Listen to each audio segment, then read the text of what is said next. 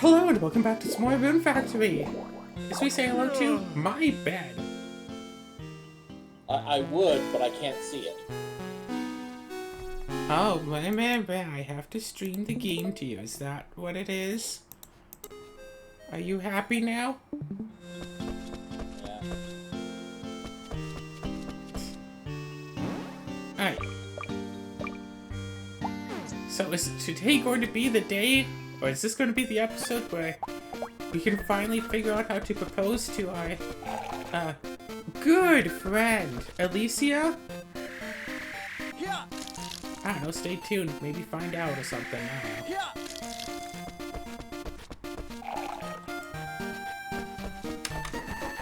So, recent news. I mean, most recently, we just did a played up stream. So that's... yeah. So that episode that I recorded of it is probably going to go up in like a month or something. I don't know. The Edmonton, was it the Edmonton Comic Expo, was it, that just happened? That was last weekend. We didn't go. Obviously. And... although I will say that if... oh gosh, wait. There you go, much better. Though I will say that if...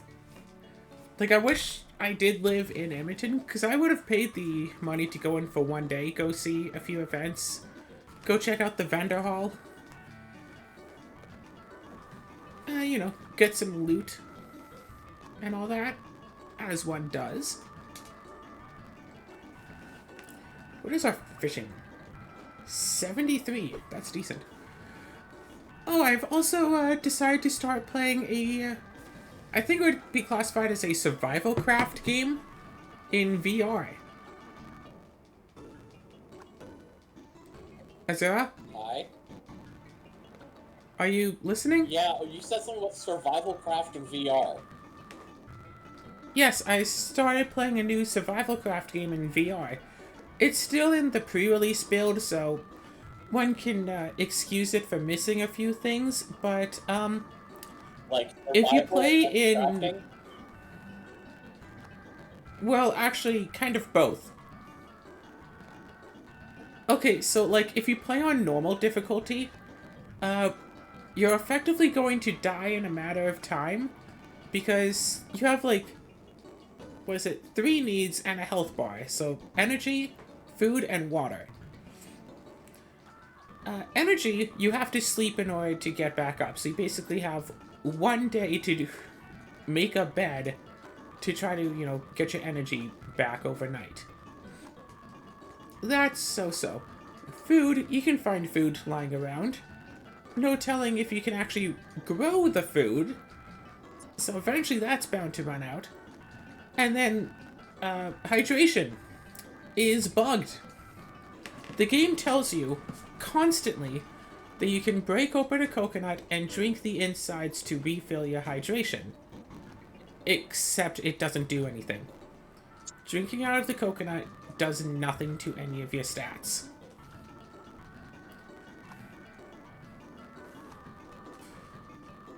So, yeah, that's bugged. Fuck on. However, if you break the coconut open further, then you can, yeah, then you can eat the, like, 2 halves of the coconut, and that refills your food. Still not your thirst, so... it's like, okay, well, I don't know, maybe coconuts weren't properly implemented despite the implementation of the game telling you to get the coconuts. Okay. Maybe we need something else for that part. Maybe we need something else to keep us from going thirsty.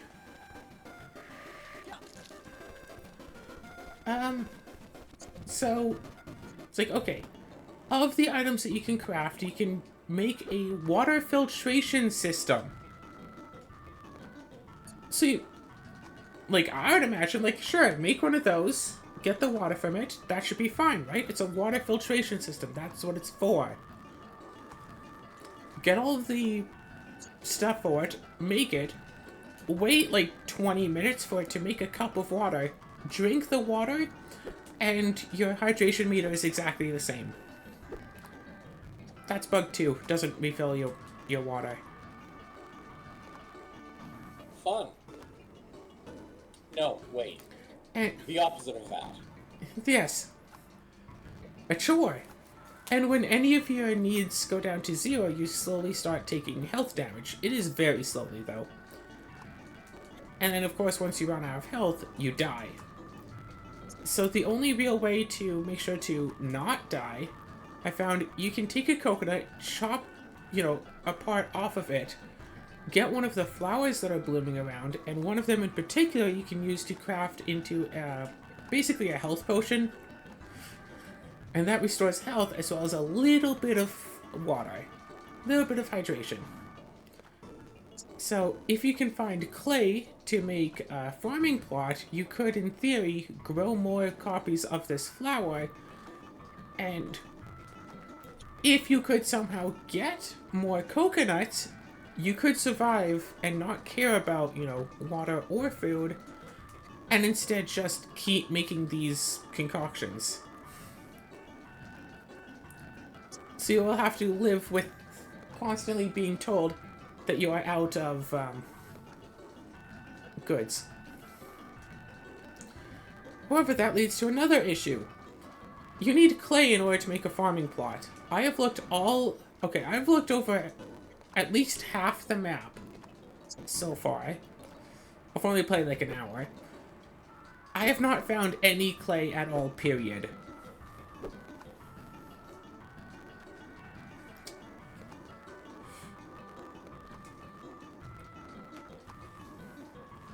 So that's an issue. Also, you can use wood to build things. You can make platforms, walls, doorways, all that kind of stuff. So you can, make yourself a house. However, if you decide to use this and start building anything, you can't place anything down on the stuff that you have built. So you can make a house, but it will have to be empty.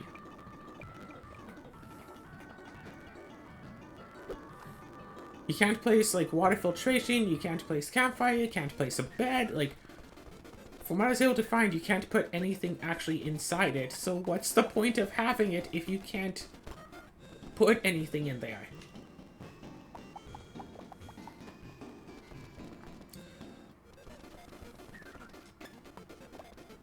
There's no way that the devs don't know about this, right? I'm split between wanting to continue trying to play in normal difficulty, just to try to find a way to actually survive and stuff, or just playing casual mode where I'm guessing you don't have to worry about your needs, so I can basically essentially just explore more.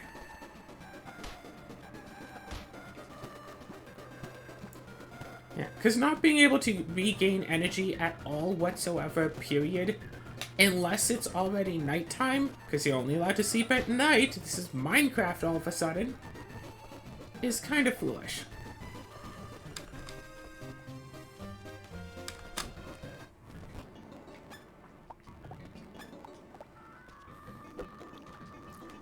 Speaking of Minecraft, I want to do a Minecraft series. Make a special specific mod pack. I want to play a Minecraft series. Potentially alone, potentially with others. We'd have to see. Where the goal is to go to different dimensions and go on, quests and, solve the big issue of each dimension before moving on to the next one.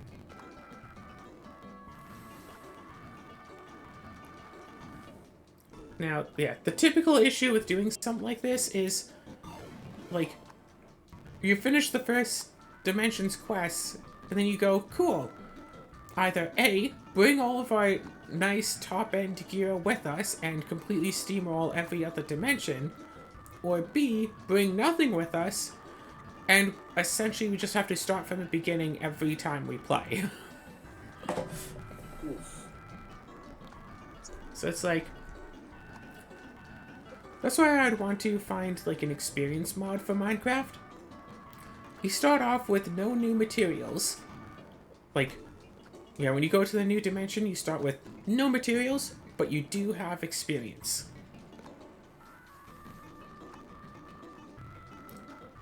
Although there aren't that many experience mods for Minecraft.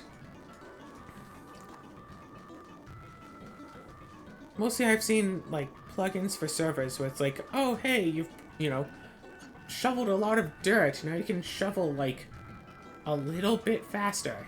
Which, that's at least something.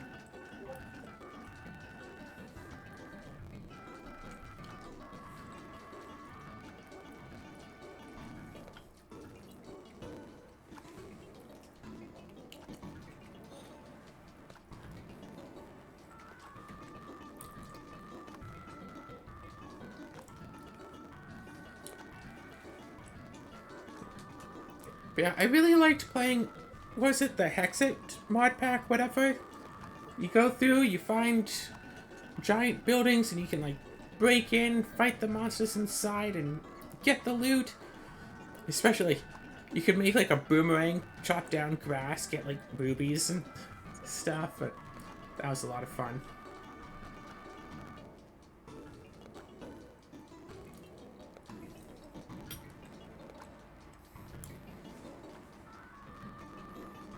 Yeah, most mods tend to encourage staying in one space, staying in one place.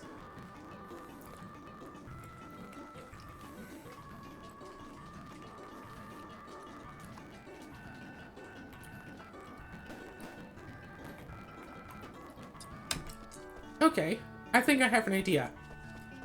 Do the dimensional hopping whatever stuff, or whatever, some exploration-based mod pack, but combine it with the...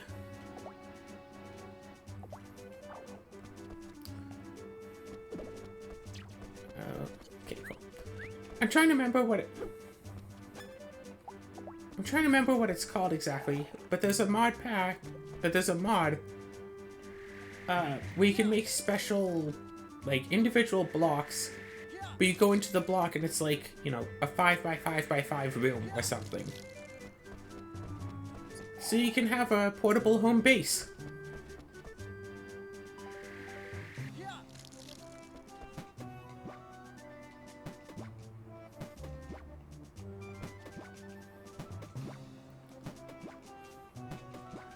Gosh, yeah, that mod. Whew. You better have a crazy... You better have a lot of RAM dedicated to Minecraft if you're going to be using that mod for very, very portable farms.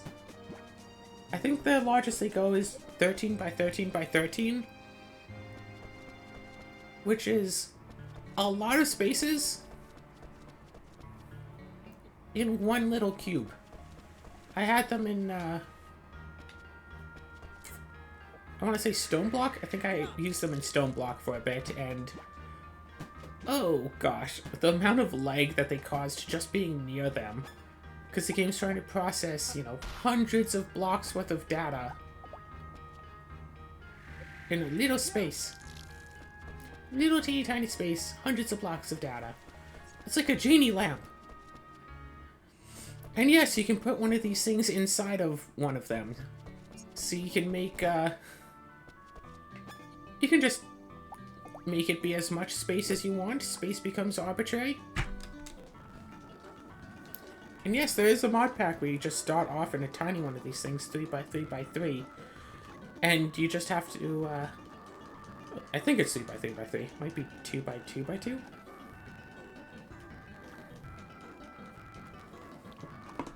And you just have to... I don't know what the goal is. Whatever, it's the claustrophobia thing. So what are you doing, Azura? You're pretty quiet. I mean, I'm just sitting here listening. Alright. And also trying to just figure out something that is very much confusing me. What's up? Okay, maybe that will do it. Is it Baldur's Gate stuff? Yeah, I don't... What is going on here? Why?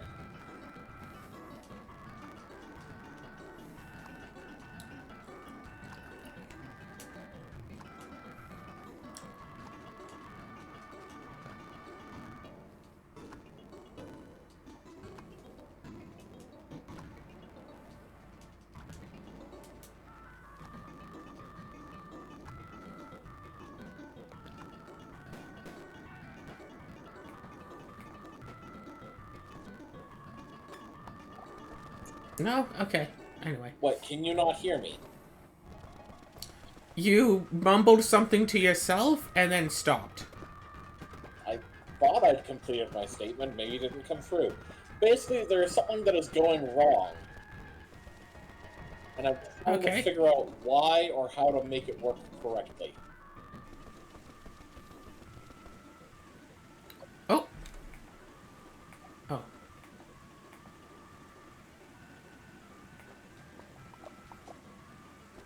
So my friends are having issues. Yuri is right here.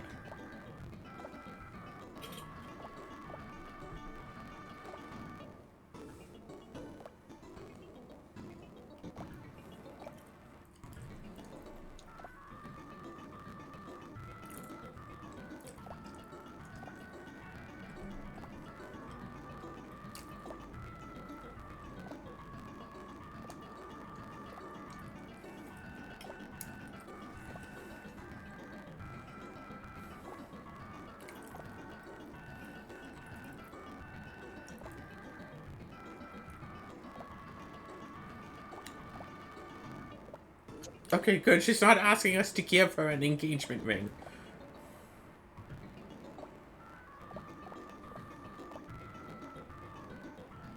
You are a merchant.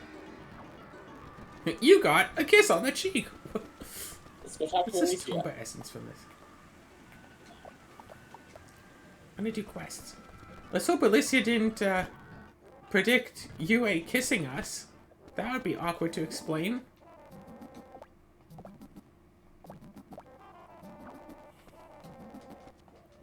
Morning.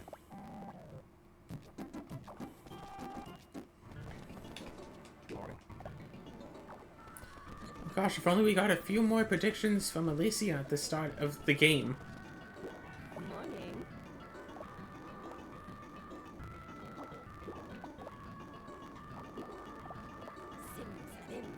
Can we make it rain tomorrow for the festival? Oh, no. Still just 10 now.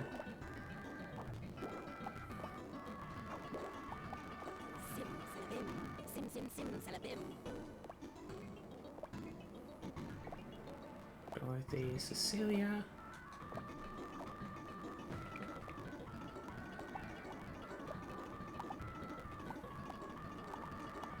Oh yeah. Anyway.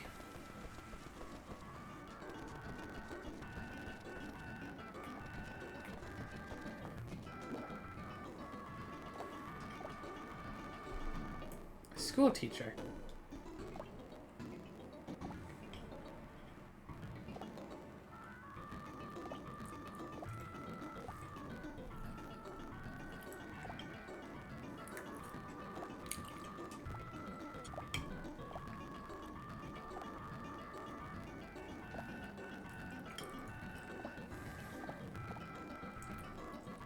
Excuse?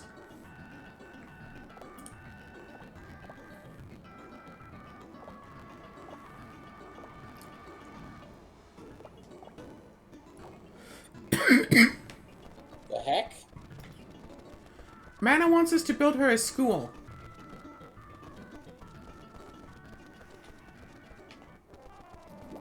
Morning.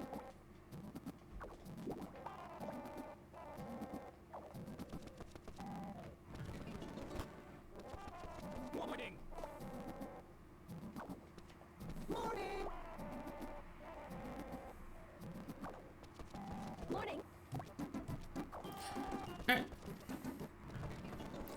we... Yeah, there are so many... There are just so many other games to play. Like, why just do Minecraft, right? Like... Morning.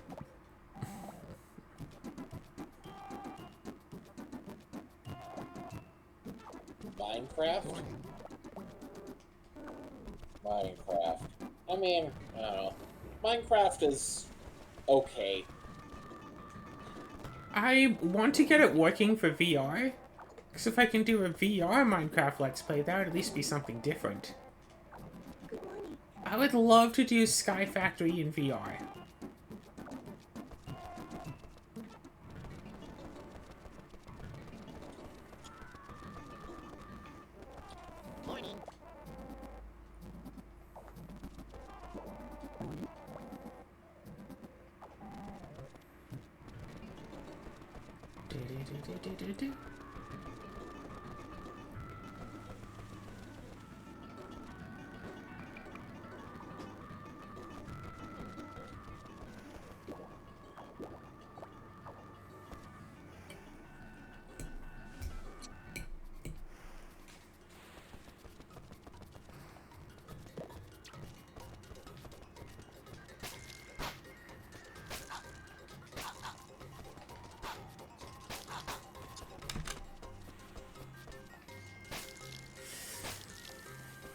Also, there's yet another farming RPG coming out tomorrow.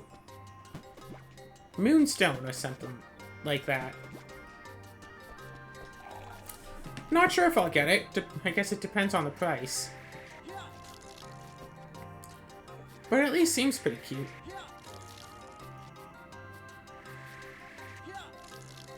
That's the game with that one YouTuber beat the entire game within like the 7-day demo.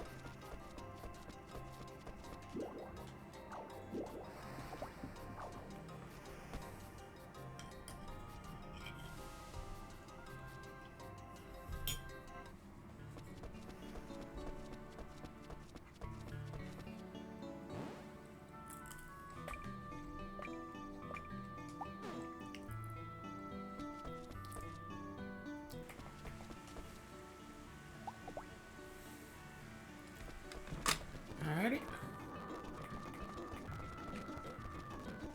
Why can I not do this?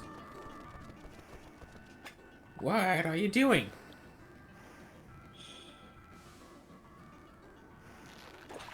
There's a particular quest at the start of near the start of this portion of the game where there's supposed to be basically where either I can he wants to take either a part of my soul to come back to life, that this one guy does, or one of my party members, a specific one of my party members. However, that option, my party member is supposed to, like, agree to it, and I don't understand why that's not coming up.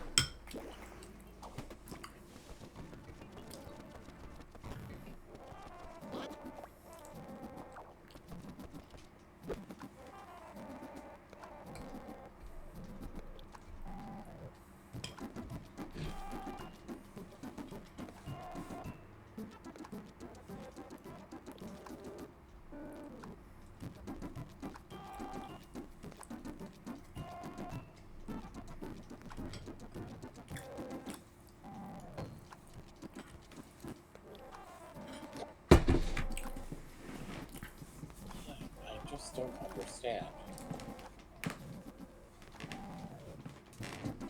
Yeah.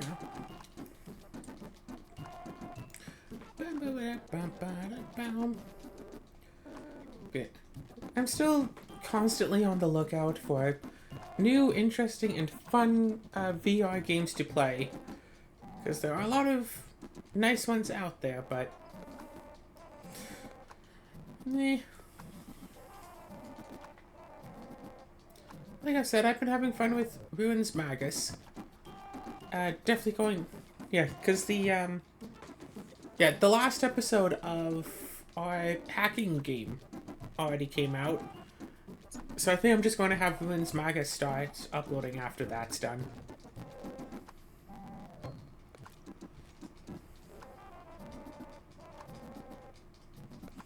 So yeah, no big deal there. But it would be nice to have more VR games that I can record.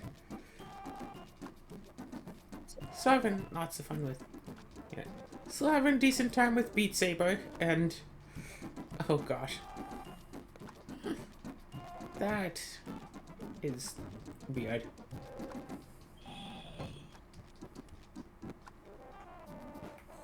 Hey, I wonder if anyone's made a D&D game for VR yet. Oh god. Actually, technically there is kind of one.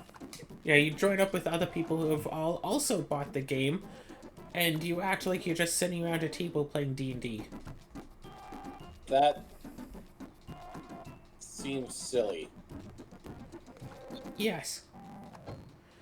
I'd much rather have a game where, like, you know, the DM is like some omnipresent spirit and all of the players are like, you know, the miniatures on the game board. Kind of thing. Run in, fight and stuff. D&D with real-time combat is always very iffy to do.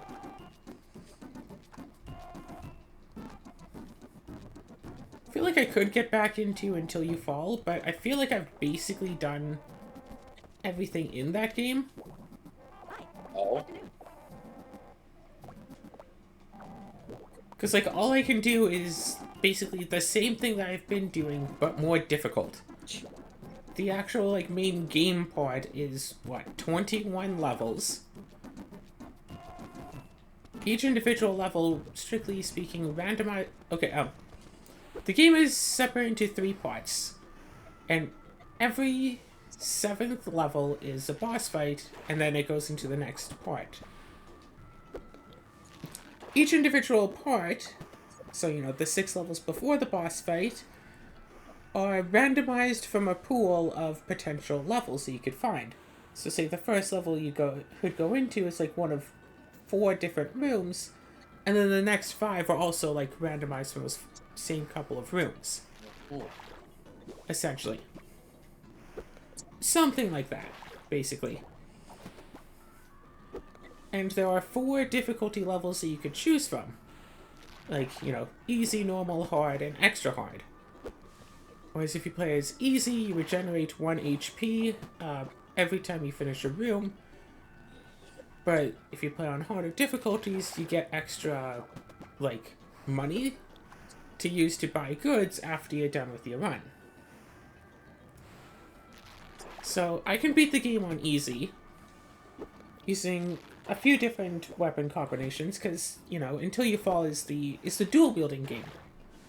The dual-wielding game where I refuse to actually dual-wield.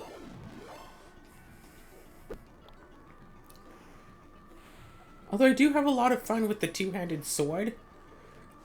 Because if you wield it in 2 hands and dash into an enemy, you don't just deal shield damage or armor damage, whatever, you can deal health damage. 40% of your dash damage is inflicted as health damage. So right off the onset, you can just dash into basic enemies and kill them. Even later on, you can dash into slightly higher tier enemies and just kill them immediately. It's very nice and useful. However, each weapon also has its own special attack, and the sword special attack is essentially pointless.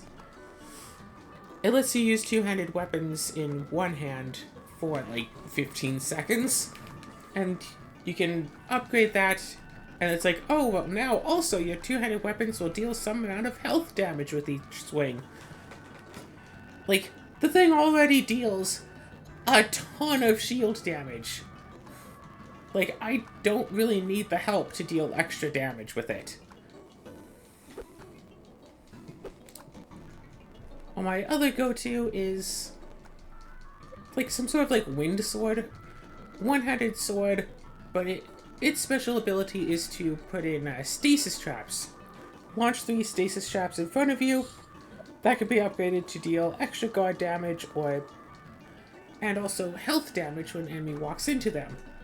Combine that with the sidearm weapon, the gauntlet weapon that also launches stasis traps, and the sword has a static ability of whenever you use this weapon to attack an enemy that's in stasis, they take extra damage. Yeah, that gets to be really, really useful. Upgrade, both the weapons up well enough. Launch stasis out of one weapon. Break the stasis, lead them to a second, break them, third, break them, crit them, because they're surely out of shield by 2, let alone 3. Use the other weapon's stasis, and if they're somehow still alive, which realistically they're not unless they are actually the final boss, your first weapon stasis has reloaded, so you can just use that again. You never actually have to worry about blocking unless you get completely swarmed. And if you do start to get swarmed, launch some stasises at the enemies to freeze them in place to help keep from getting swarmed. Like, even using it on the final boss makes the fight a lot easier than it's supposed to be. Because the final boss can be stasis. Oh, and when you finish your crit strikes with enough upgrades to the weapon, it gets the ability of when you finish your crit strikes, inflict stasis on the enemy.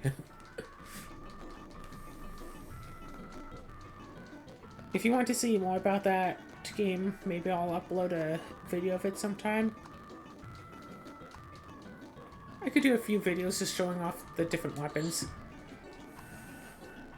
I really don't want to wind up doing I really don't want to do a monk run of that game. Don't make me do a monk run of that.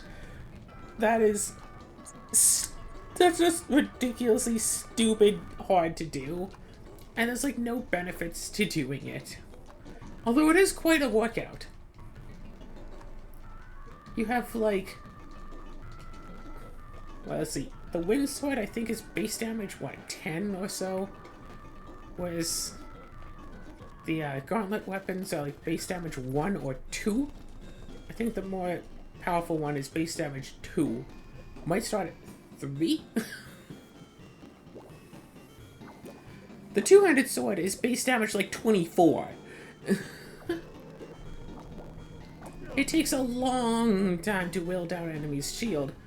And then when you go to actually crit them, it barely does anything to them then either. Yeah, just throw everything in here, even though it's a holiday.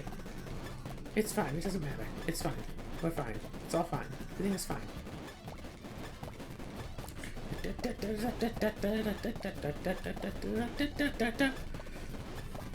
Do almost no damage, you have like no range, you can't block anything. Sweeping attacks like you have to do for the crits usually don't even register. You have to be like inside the enemy's hitbox in order for it to detect that you can actually hit it. Just defeat... Like, it is legitimately easier to beat the final boss with a decent weapon than it is to defeat, like, a level 2, like, mook with just gauntlet weapons. I am not kidding. Although, to be fair, when fighting the final boss, you have good upgrades, and if you can get lucky with your upgrades with the gauntlet weapons. And also, my gauntlet weapons aren't fully upgraded. None of my weapons are, because it takes like several runs. It takes multiple runs per upgrade that you want to do. Hey, Alicia!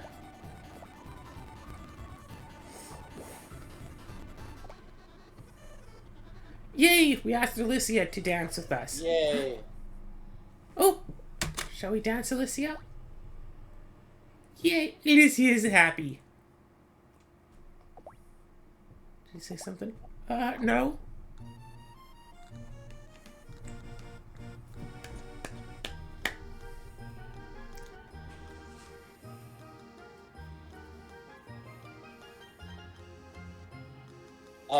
Alicia, I think your hat is cutting my head off.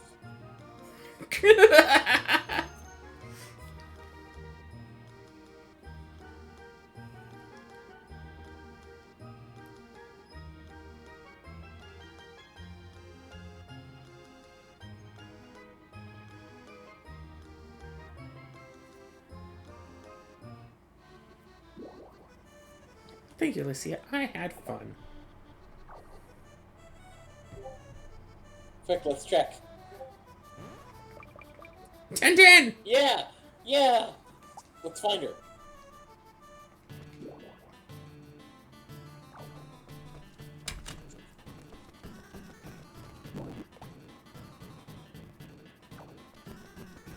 Alright, We probably have to wait until tomorrow. probably do. It's not even 9 a.m. Morning. Excited for the festival? I already did the festival.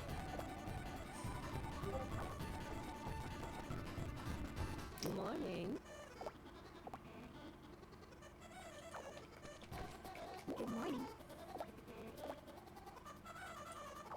Oh, we can only dance with one person, apparently. Should ask me instead. Oh, God. We're using 16 food a day to feed all of our critters. We have over 1,000. Yeah, I think we'll have enough to last the winter by this rate. Probably. Theoretically speaking. Alright, so, right, yeah. Until you fall, right. It takes multiple runs to level up a high-level weapon once.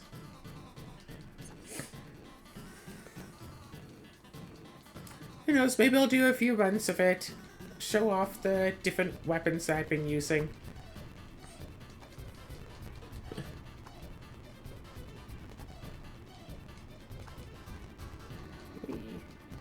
Yeah.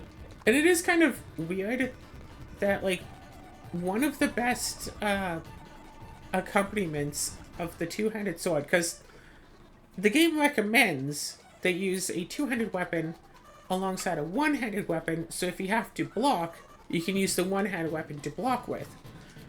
Because the game specifically makes it so if you try to move a heavier weapon, it's supposed to move more slowly. But that only works in certain ways. It's kind of awkward to explain, but depending on how you move the weapon, like if you move your hand part of it, the grip of the weapon has to be in your hand. So that part has to move exactly as fast as your hand. But if you try to swing, the like blade of the weapon moves a bit slower. So they assume that people are going to block by, say, just swing the blade into the positions that you're supposed to use to block with.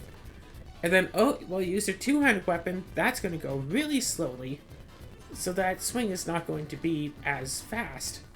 However, I find even when using a two-handed weapon that's supposed to be really slow, if you instead move your hand on the grip, and basically just move your hand, yeah, then you can force the weapon to be exactly what you need it to be to block, and essentially block with the grip of the weapon instead of the blade. And that works fine against essentially all enemies except for one, but that one enemy is notoriously the hardest to block, and you never actually have to block that enemy if you can attack it properly. So it's fine. So, no, I don't use, like, a dagger as my secondary arm. I either use one of the other two-handed weapons, because the two-handed weapon gets a boost based off of the power of your sidearm of your other weapon. Two-handed weapons have the highest base power. That makes the sword go from, like, effectively 24 base power to, 30-something. Like 36 or so base power, effectively. Very strong, very useful.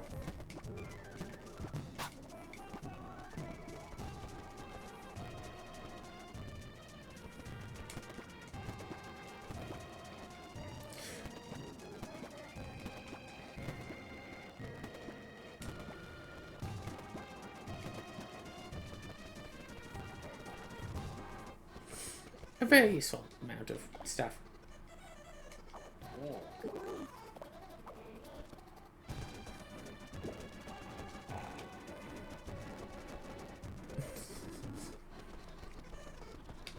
Morning.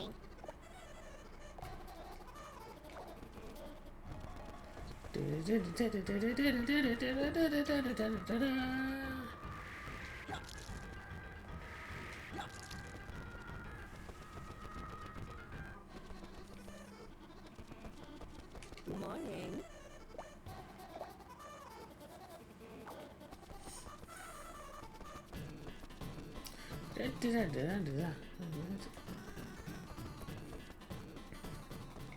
Morning.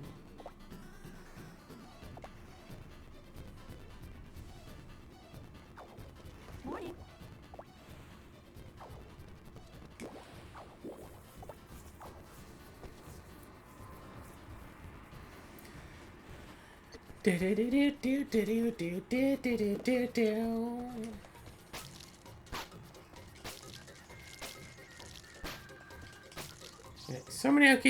So many games out there to play. So little time, in theory. So much desire to just keep replaying the same few games over and over again. Ain't that right?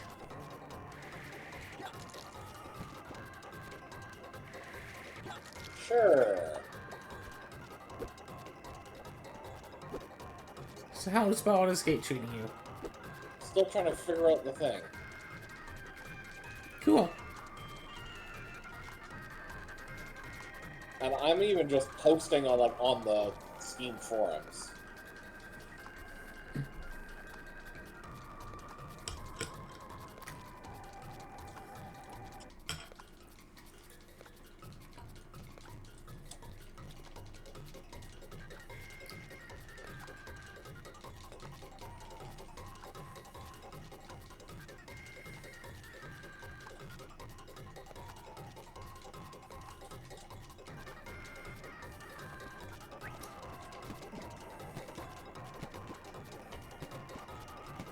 I wonder if there is going to be a housing,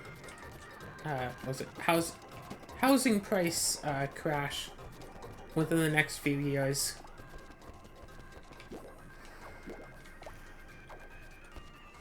Because if it Might be useful. because if there is, that'd be the perfect time to go and buy a place whenever it's nice and cheap.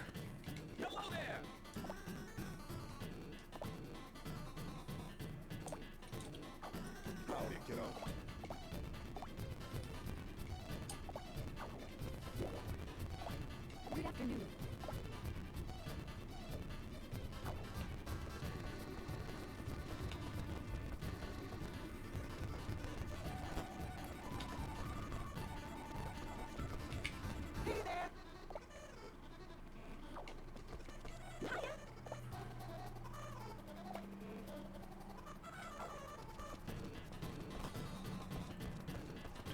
Good afternoon.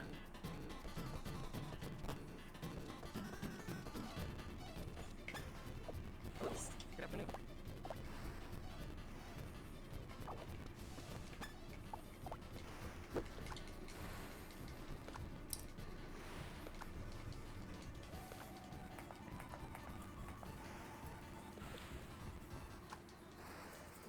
If you rush through this day fast enough, might be something special going on tomorrow. Unless we should dedicate a whole episode to it, who knows? So tomorrow is when we'll probably finally propose. Potentially.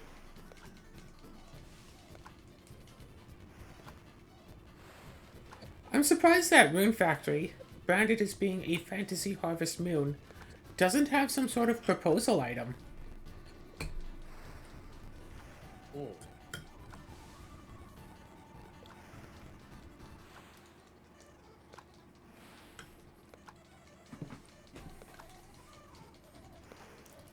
I mean, all I know is that the first Rune Factory doesn't. Haven't got married in any other Rune Factories yet.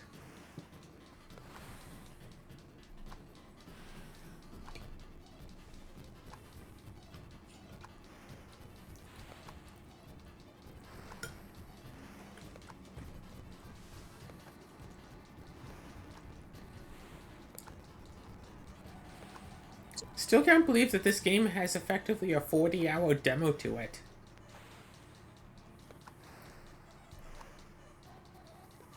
Hmm.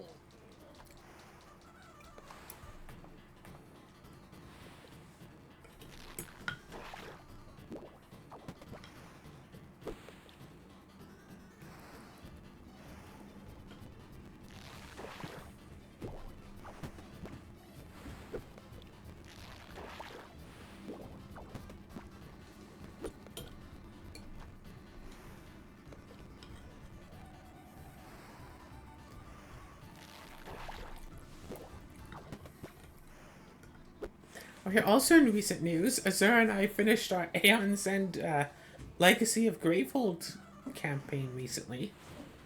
What'd you think of it? You know, certainly interesting, but honestly, I just feel like it didn't really last long enough for either side. You know? I think I know what you mean. It was like, what, 3, maybe 4 encounters? Yeah, 4 encounters each side, right? 4 encounters each side, and then the final one, only for partway through the final one, it suddenly changes to, you know, the secret Spoilers. surprise boss. Yeah, there's only like 9 fights in the whole game. Yeah, and it's just like, really? That's it? Whereas the first game had like 7. Really? No, 8. Oh, right, it had Still less. 7. Yes. You open up the game box, there's 7 chapters to it. Yeah.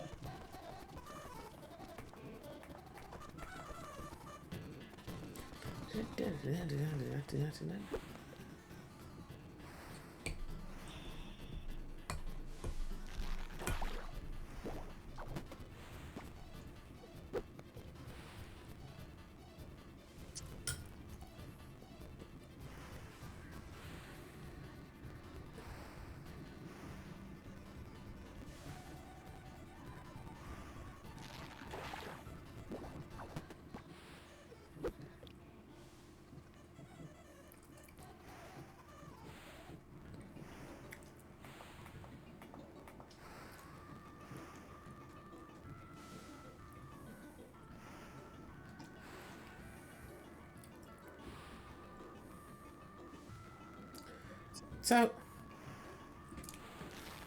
who knows, maybe I can find another co-op deck builder game that we could play together. Another co-op deck builder legacy style game. There really aren't that many legacy board games. No, not really.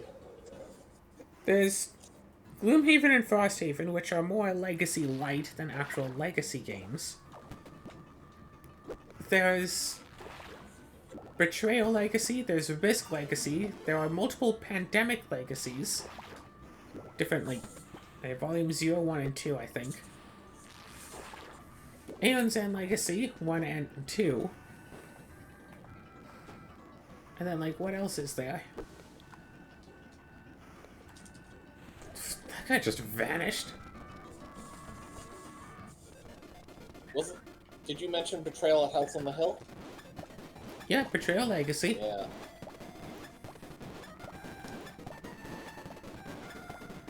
And like Ruby Combat Ready can technically have a legacy format of it, but it doesn't really work out so well, considering the base game only has 3 villains to fight against.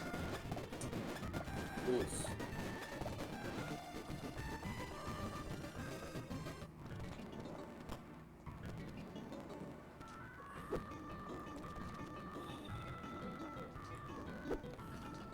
Yeah, I think I probably won't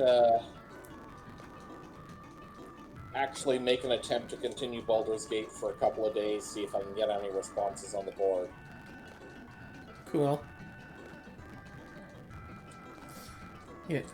I have Baldur's Gate 3 on my Steam wish list. If that game ever goes on sale, I'd be tempted to get it.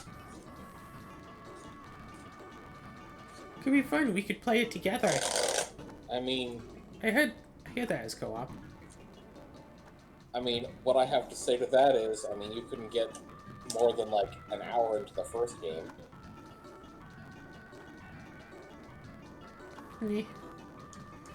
Yeah. I still hear people like talking about Baldur's Gate 3, but all I hear is everybody wants in your character's pants, and you can break this game open by cheesing everything. That does sound like a good game. Oh, and racism.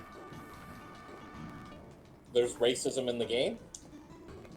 Yeah, you can play as a tiefling and then everybody's racist towards you because it's...